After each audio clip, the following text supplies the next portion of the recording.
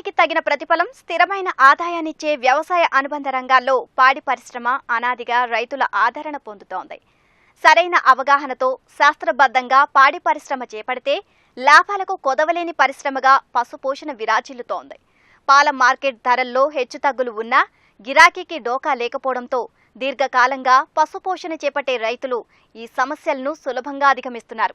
50 ముర్రా గేదెలు, 6 సంకర జాతి ఆవులతో డైరీ నిర్వహిస్తూ నెలకు ₹1,00,000 తగ్గకుండా నికర రాబడి సాధిస్తున్నారు తూర్పుగోదావరి జిల్లాకు చెందిన ఓ రైతు.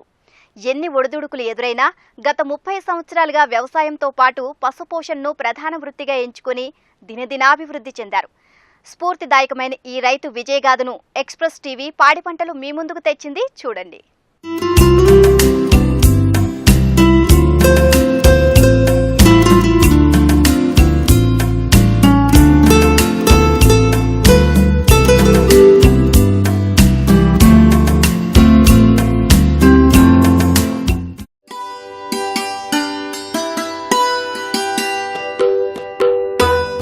పశుపోషణ అనేది వ్యవసాయంతో పాటు అనాదిగా రైతు జీవన వృత్తిలో భాగం. వనరుల లభ్యతను బట్టి అటు వ్యవసాయం, దానికి తోడుగా పశుపోషణ రైతుకు చేదోడు వాదోడుగా నిలుస్తుంది. వ్యాపార సరళిలో భారీ ఎత్తున పశుపోషణ చేపట్టి అనతి కాలంలోనే మూతపడుతున్న డైరీలను అనేకం చూస్తున్నాం. దీనికి ప్రధాన కారణం డైరీకి కావాల్సిన వనరులపై పూర్తిగా బయటివారిపై ఆధారపడటం, ఏ చిన్న ఒత్తిడి ఎదురైనా తట్టుకునే స్థాయి ఉండకపోవడం, సరైన అవగాహన లేకుండా వందల కొద్దీ పశువులతో పోషణ చేపట్టడం.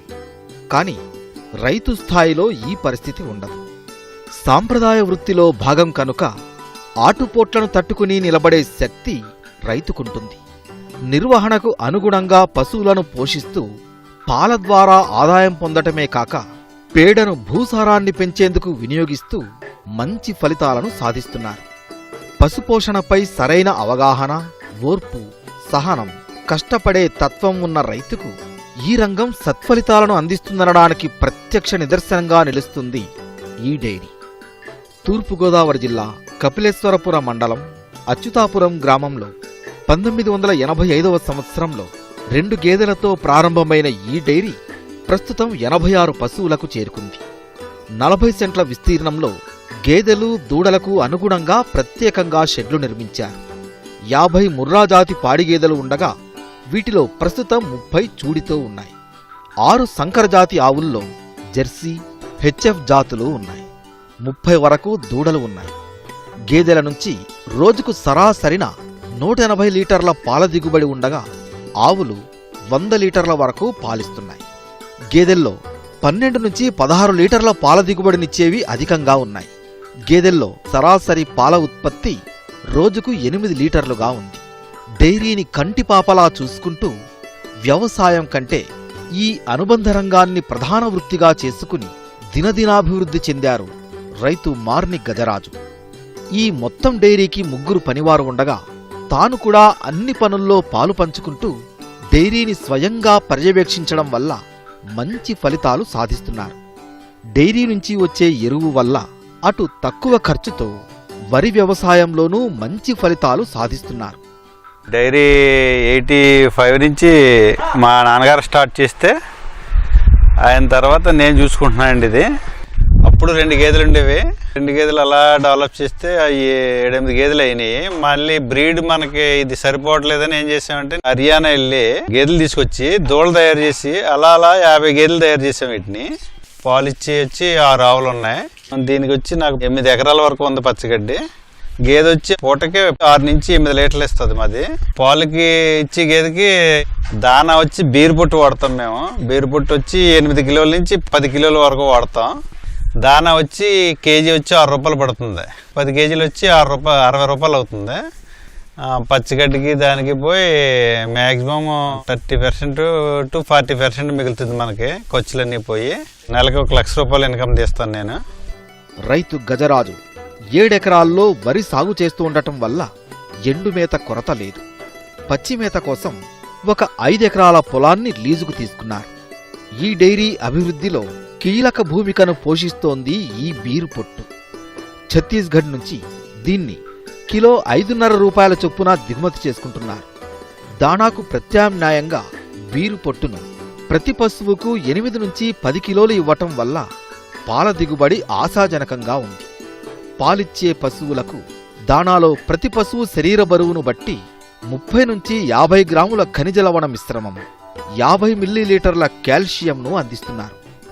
పచ్చగడ్డికి వచ్చేటప్పటికి మేము కోఫోరు వాడేవాళ్ళం అండి. అది కొద్దిగా ఉంది. తర్వాత నేపియర్ ఉంది.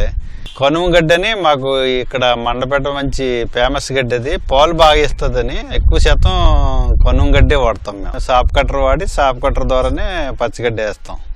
ఈ 8 ఎకరాల్లో రోజుకొచ్చి 2 టన్నుల గడ్డి వరకు కోస్తాం. చూడాటికి ఏమో 15 కేజీల వరకు వేస్తాం.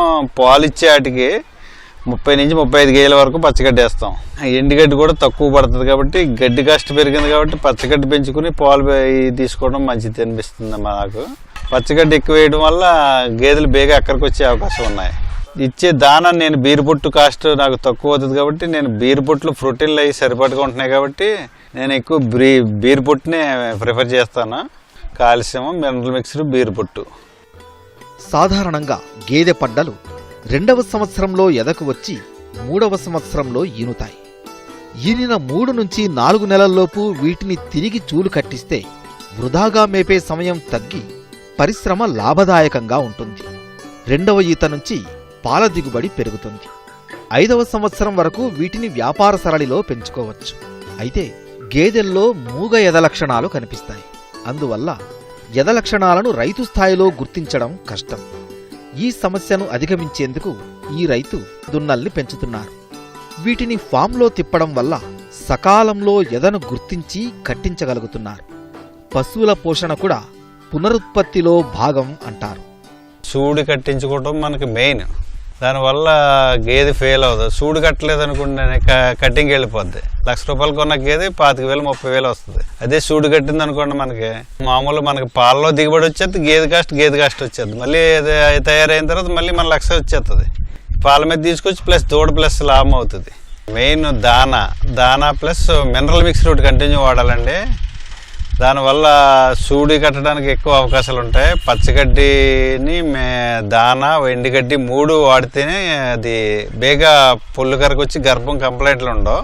ఈయన 3 నెలల నుంచి 5 నెలల్లో ఎదకొచ్చేస్తుంది.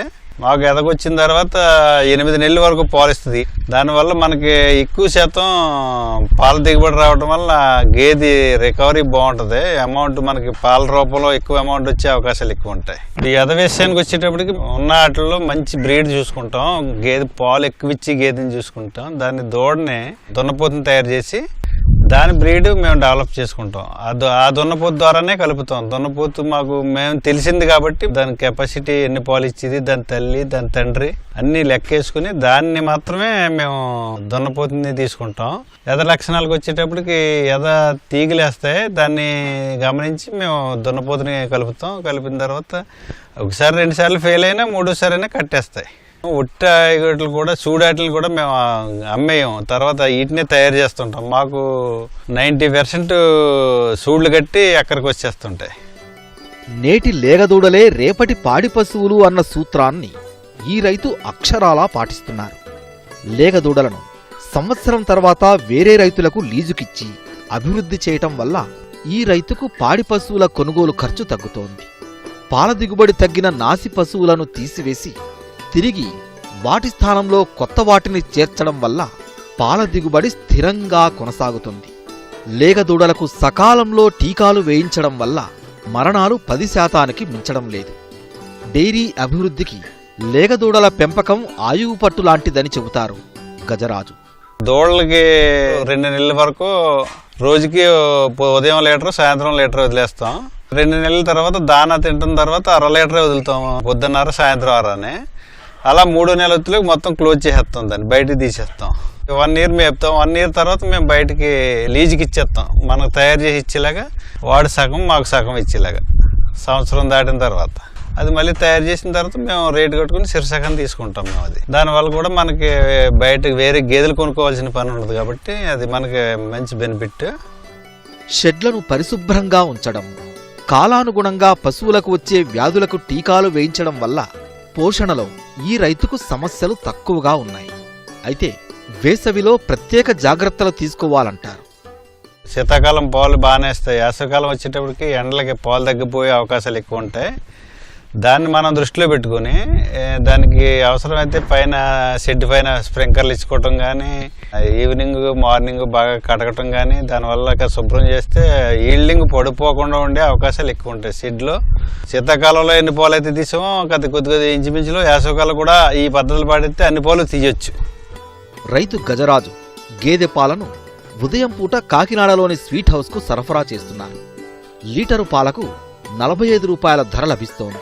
సాయంత్రం పూట పాలను స్థానిక డైరీలకు పోయటం వల్ల ధర తక్కువ వస్తున్నప్పటికీ సరాసరిన లీటరుకు 40 రూపాయల ధర పొందగలుగుతున్నారు.